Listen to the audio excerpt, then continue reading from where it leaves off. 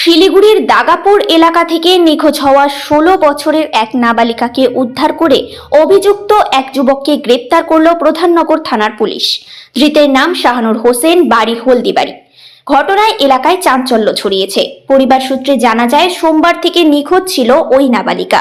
বহু খোঁজাখুঁজির পরও কোনো সন্ধান না মেলায় পরিবারের পক্ষ থেকে প্রধাননগর থানায় লিখিত অভিযোগ দায়ের করা হয়। অভিযোগ পাওয়ার পরই তৎপর হয় পুলিশ।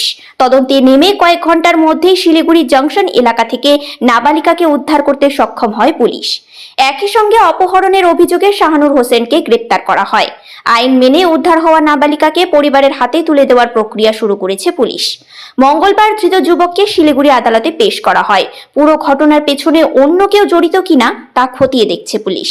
তদন্ত চললেও দ্রুত পদক্ষেপে সন্তোষ প্রকাশ করেছে নাবালিকার পরিবার।